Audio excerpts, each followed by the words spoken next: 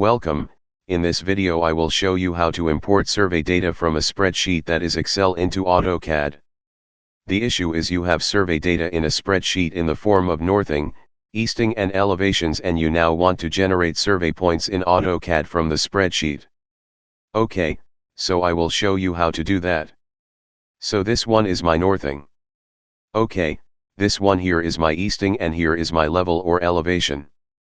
So the command you would like, the command here is points, so type PO or point in the cell and drag it down to repeat the command in the entire column. Then you will use the text command, concatenate, to join the northing, easting, and elevation.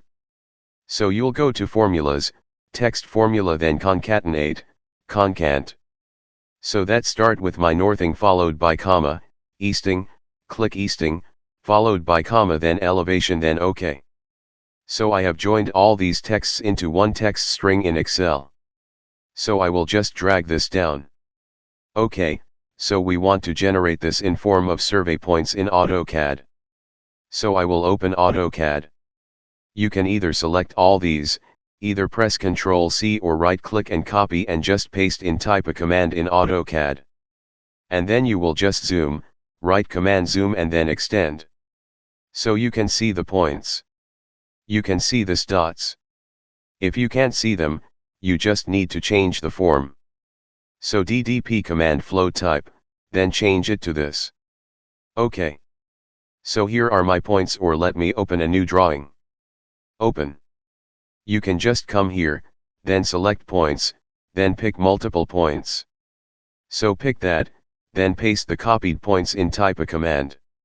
Again, I will copy, draw multiple points, select that, then paste, then zoom, extend.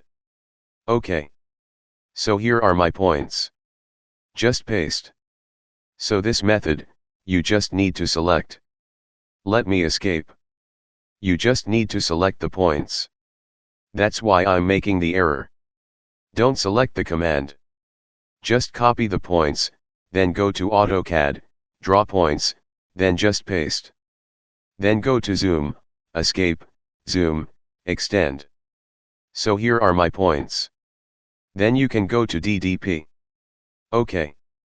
If the size is too big, you can just go to DDP, point type, then change the point size to be 1%.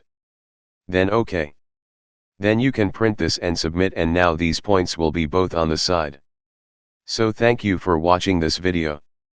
If you like this video, please consider to subscribe to my YouTube channel. I will see you in another video like this.